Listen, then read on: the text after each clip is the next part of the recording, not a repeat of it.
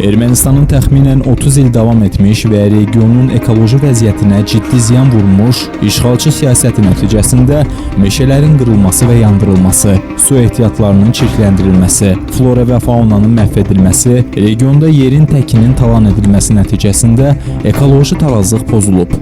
Qarabağda ətraf mühitin degradasiyası o qədər maneəsiz şəkildə baş verib ki, hətta Ermənistanın daxilindəki ekoloji təşkilatlar belə bu məsələ ilə bağlı həyəcan təbili çalır. Meşə örtüyü, su hövzələri, mədənlər və atmosfer çirklənməsi Yaşıl Qarabağı səhraya çevirmişdi. İşğaldan əvvəl Qarabağ ərazisində 260 min hektara yaxın meşə ərazisi var idi. Lakin Ermənistanın apardığı ekoterror nəticəsində 30 il ərzində meşə örtüyü azalmışdı. Kəsilən ağaclar isə müxtəlif məqsədlər üçün istifadə edilirdi və erməni sahibkarlarının ciblərini doldururdu.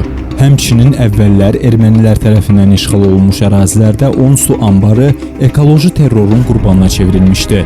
500 milyon kubmetr tutumu olan Sərsəng su anbarı Aşağı Qarabağ ərazisində 100 min hektar əkin sahəsinin suvarılması üçün nəzərdə tutulmuşdu. Bununla belə o uzun müddət texniki xidmətin göstərilməsi səbəbindən qəza vəziyyətində idi ki, bu da regionun dağ ətəyi və mərkəzi Aran ərazilərində yaşayan 400 min sakin üçün təhlükə riskini artırırdı.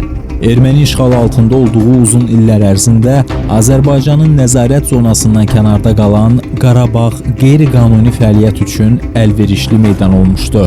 Daha dəqiq desək, Heyvalı kəndi yaxınlığındakı Filiz yatağında 3 tullantı hovuzu yerləşir. Həmçinin Tərtər rayonunun Dəmirli, Nismolibden yatağının istismarı nəticəsində tullantı hovuzunun sahəsinin genişlənməsi, eləcə də Çardaqlı kəndi ərazisində dağ-mədən fəaliyyəti çərçivəsində meşələrin qırılması faktı qeydə alınmışdı.